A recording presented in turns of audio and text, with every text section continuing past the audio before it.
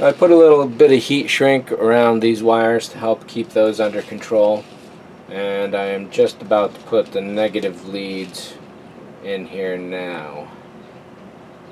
On a previous sequencer, I'd consolidated some of the negative leads because the LEDs were really close to each other, and that helped save on space at the time. I don't know that I necessarily need to do that again on this one. However, if the LEDs are close, that's the most relevant factor, simply because if they're next to each other, I can consolidate the lines easier than if they were on the other sides of the model from each other. And since I don't know where these are going to go quite yet, I may as well go for all 5.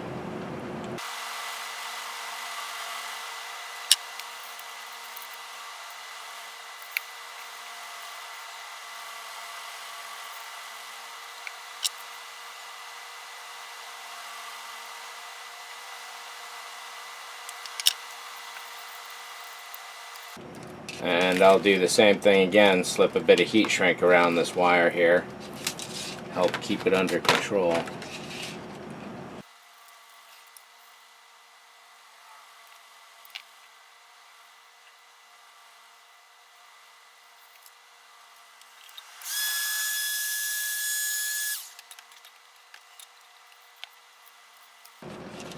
Now to try a couple LEDs.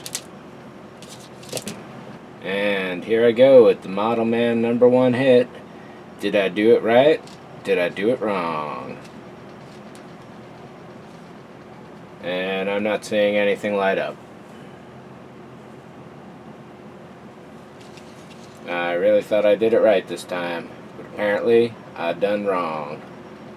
There's heat going to the resistor, so the board is getting power. Oh, hey, there's an LED. There's something about the way I wiggled the board a second ago, and essentially the problem could be anywhere.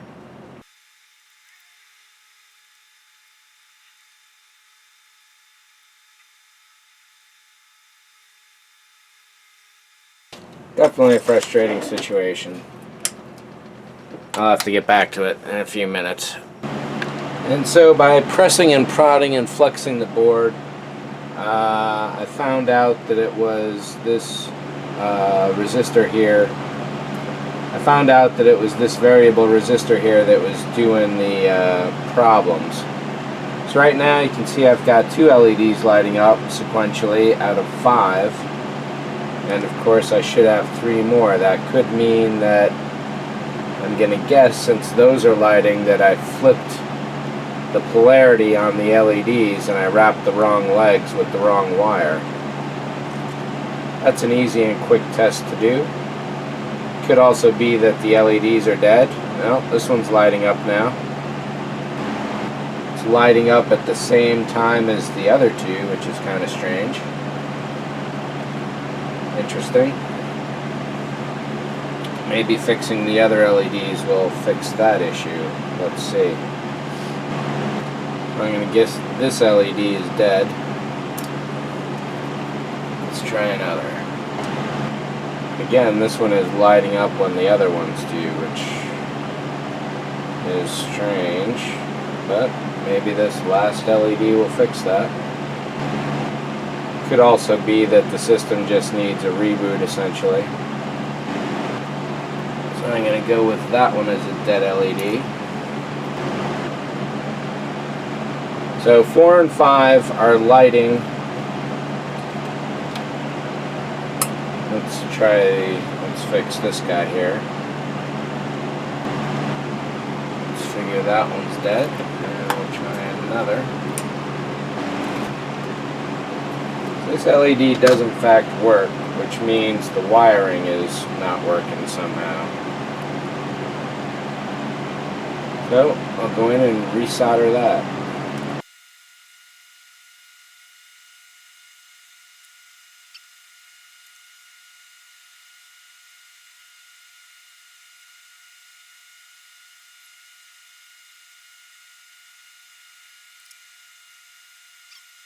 Now I have less LEDs blinking again. Definitely a frustrating situation. Well, alright. So after some fiddling around, I kind of got something working. Green is number 1, 2, 3, 4, 5. So this one LED is holding for 2 times, and this other one is coming on. Looking at a reflection there. So this LED is coming on for 2 settings, and then this LED is coming on for 3 settings. So 1, 2, 3, 4, 5. 1, 2, 3, 4, 5. Interesting. Not what it's supposed to do, but I can work with this, so I'm happy about that. Let's see where the timing is set at. You know what? This is gonna work really, really great. This timing is just really nice. So green, we get this additional gold right there, which goes for the second color and the third. Then this one comes on for 2 lengths of time. I don't know how I manage that, but I am very happy with this because it gives even more variation in the sequencing. And that gives me 2 sequencers right now that I can plug into the Jupiter to make 4 total. We'll see if I need a 5th one. So the more of these I do, the easier it does not get. Each one has its own little quirks that you got to look out for, apparently. When I soldered this one up, I checked all the tracings first. I checked all the drill holes. Everything looked great. I put things in order, made sure they were flipped around, double checked everything, and still it did not work when it was first powered up. So at that point I had seen flickers here and there, but I didn't know what I had pressed on the board to cause those flickers.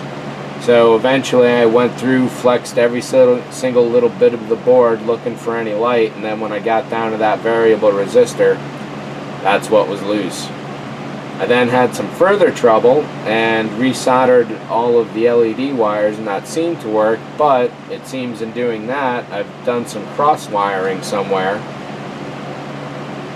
Technically I don't know if green is number 1. I would have to pull this wire out, cut this heat shrink, and see what's what.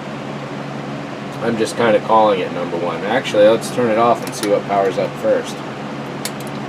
It's green. So green is number 1, this one's number 2, number 3. Of course I'm going to replace these with all different colors. So I've got that coming up. But this board is ready to be installed. I just have to find a place to put it. The form factor, straight line, even though it's relatively tight, it can still be a little tricky for the Jupiter too. So next up, time to break out the main deck and see where all this stuff can go. And after that, once I figure that out, I'll figure out how many wires I actually need, and then pull out the LEDs and start wiring things into place, I think, just like I did last time. So thanks for watching. See you in the next one.